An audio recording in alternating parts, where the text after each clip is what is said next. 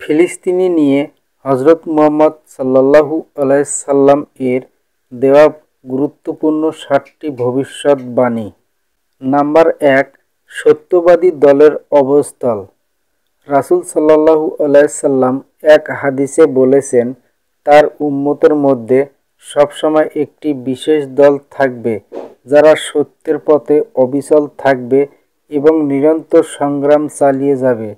আল্লাহর সহায়তা তাদের সঙ্গে থাকবে এবং কেউ তাদের ক্ষতি করতে পারবে না। কিয়ামত পর্যন্ত তারা বিজয়ের অবস্থানে থাকবে। হাদিস অনুযায়ী এ দলটির অবস্থান হবে শাম অঞ্চলে। মুগিরা ইবনে শুবাইব রাদিয়াল্লাহু থেকে বর্ণিত, রাসূলুল্লাহ সাল্লাল্লাহু আলাইহি সাল্লাম বলেন, আমার উম্মতের একটি দল সবসময় সত্যের উপর বিজয়ী থাকবে, এমনকি কিয়ামত এসে যাবে আর তারা তখনও বিজয়ী থাকবে। আবু উমামা রাদিয়াল্লাহু থেকে বর্ণিত একটি হাদিসে রাসূল সাল্লাল্লাহু আলাইহি সাল্লাম বলেন, আমার উম্মতের একটি দল সবসময় সত্যের ওপর প্রতিষ্ঠিত থাকবে। তারা শত্রুর বিরুদ্ধে সাহসিকতা টিকে থাকবে এবং শত্রুরা তাদের বিরুদ্ধে কিছুই করতে পারবে না। শুধু দুর্ভিক্ষ ছাড়া কোনো ক্ষতি সাধন করতে পারবে না। এ অবস্থা কিয়ামত পর্যন্ত অব্যাহত থাকবে। সাহাবীরা তখন জিজ্ঞাসা করেন, হে আল্লাহর রাসূল, তারা কোথায় অবস্থান করবে? উত্তরে রাসূল সাল্লাল্লাহু আলাইহি সাল্লাম বলেন, তারা বায়তুল মাকদিস ও তার পার্শ্ববর্তী এলাকায় থাকবে। নাম্বার 2, মুসলিমদের দ্বিতীয় হিজরত ভূমি। সাধারণভাবে হিজরত বলতে বোঝায় রাসূল সাল্লাল্লাহু আলাইহি সাল্লাম ও সাহাবাদের মক্কা থেকে মদিনায় গমন। তবে এক হাদিসে ভবিষ্যতের এক বিশেষ হিজরতের কথাও বলা হয়েছে, যা সংঘটিত হবে শাম অঞ্চলে। হযরত আব্দুল্লাহ ইবনে আমর রাদিয়াল্লাহু থেকে বর্ণিত, তিনি বলেন, রাসূল সাল্লাল্লাহু আলাইহি সাল্লামকে বলতে শুনেছি, প্রথম হিজরতের পর শীঘ্রই আরেকটি হিজরত হবে। সে সময় দুনিয়া সর্বোৎকৃষ্ট মানুষ হবে তারা, যারা ইব্রাহিম আলাইহিস সালাম এর হিজরত ভূমি শাম দেশে অবস্থান করবে। আর পৃথিবীতে সবচেয়ে অপপতিত মানুষেরা বাকি থাকবে, যাদের ভূমি তাদের ছুঁড়ে ফেলবে। আল্লাহ তাদের ঘৃণা করবেন এবং ফিতনা আগুন তাদের ঘিরে ধরবে। তারা সেখানে যাবে, সঙ্গে থাকবে বানর ও শূকরের মতো চরিত্র। নাম্বার 3, মুসলমানদের সেনা ছাউনি। একসময় শাম অঞ্চল মুসলমানদের আশ্রয়স্থল হয়ে উঠবে এবং দামেস্কের শহরের পার্শ্ববর্তী গোতা নগরী তাদের সেনা ছাউনি হবে।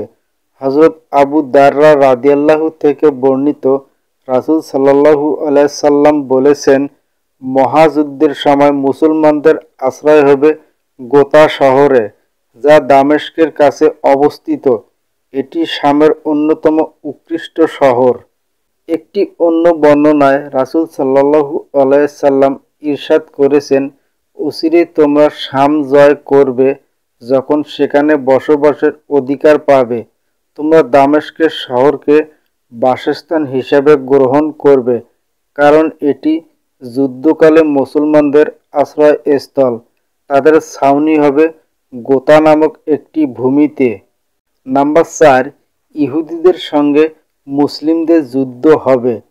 একটি হাদিসে আবু হুরায়রা রাদিয়াল্লাহু থেকে বর্ণনা করেছেন, রাসূল সাল্লাল্লাহু আলাইহি সাল্লাম বলেছেন, কিয়ামত সংঘটিত হবে না যতক্ষণ না মুসলমানেরা ইহুদি সম্প্রদায়ের বিরুদ্ধে যুদ্ধ করবে। মুসলমানরা তাদের হত্যা করবে এবং তখন তারা পাথর বা গাছের আড়ালে আত্মগোপন করবে। তখন পাথর বা গাছ বলবে, হে মুসলিম, হে আল্লাহর বান্দা, এখানে ইহুদি রয়েছে, আসো তাকে হত্যা করো। তবে গারকাত গাছ একথা বলবে না, কারণ এটি ইহুদিদের গাছ।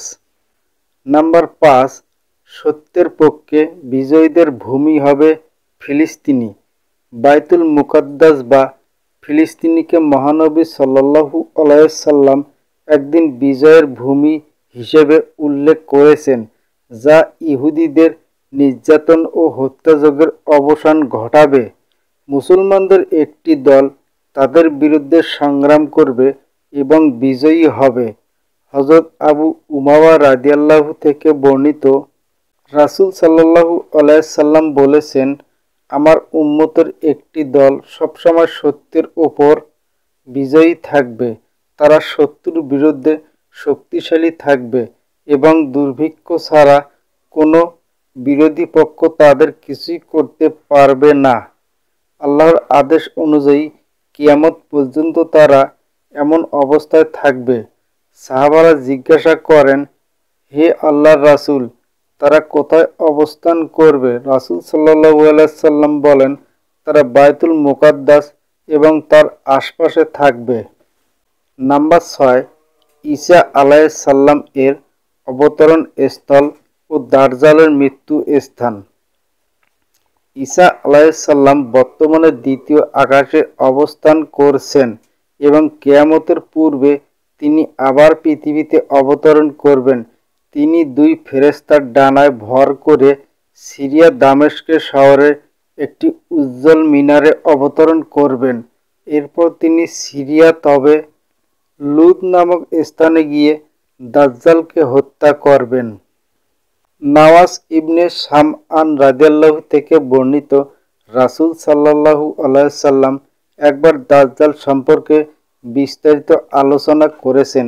এক পর্যায়ে তিনি বলেন, তখন আল্লাহ ঈসা ইবনে মারিয়ামকে প্রেরণ করবেন। তিনি দুজন ফেরেশতার কাঁধে ভর করে ওয়ারস ও জাফরান রং এর কাপড় পরিধান করে দামেস্কের নগরের পূর্ব দিকে উজ্জ্বল মিনারে অবতরণ করবেন। তার মাথা থেকে ঘাম ঝরতে থাকবে এবং সেখানে তার শ্বাস যাবে। সেই জায়গায় কাফিরদের ধ্বংস হবে।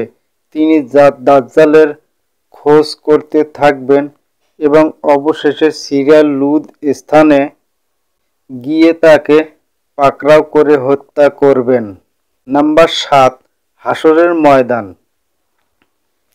আল্লাহ তাআলা ফিলিস্তিনের ভূমিকে হাশরের ভূমি হিসেবে উল্লেখ করেছেন। তিনি ইরশাদ করেছেন, তিনি কিতাবের অধিকারীদের মধ্যে যারা কাফির তাদের প্রথম সমাবেশে তাদের ঘরবাড়ি থেকে উচ্ছেদ করেছেন। এখানে প্রথম সমাবেশ দ্বারা শাম দেশে ইহুদিদের একত্রিত হওয়াকে বোঝানো হয়েছে, যখন নবী সাল্লাল্লাহু আলাইহি সাল্লাম মদিনা থেকে বনু নাজিরকে নির্বাসিত করেছিলেন। মাইমুনা রাদিয়াল্লাহু থেকে বর্ণিত, তিনি রাসূল সাল্লাল্লাহু আলাইহি সাল্লামকে বলেন, হে আল্লাহর রাসূল, আমাদের বাইতুল মুকাদ্দিস সম্পর্কে কিছু বলুন। রাসূল সাল্লাল্লাহু আলাইহি সাল্লাম বলেন, বাইতুল মুকাদ্দিস হলো হাশরের ময়দান এবং পুরো স্থানের স্থান। সেখানে গিয়ে নামাজ আদায় করো, কারণ সেখানে এক ওয়াক্ত নামাজ অন্য মসজিদের 1000 ওয়াক্ত নামাজের সমান। তিনি আরও বলেন, যে ব্যক্তি সেখানে যাওয়ার সক্ষমতা রাখে না, সে যেন সেখানে জ্বালানি তেল হাদিয়া হিসাবে পাঠায়, কারণ যে বাইতুল মুকাদ্দিসে হাদিয়া পাঠায় সে তাতে নামাজ আদায়কারীর মতো সওয়াব পাবে।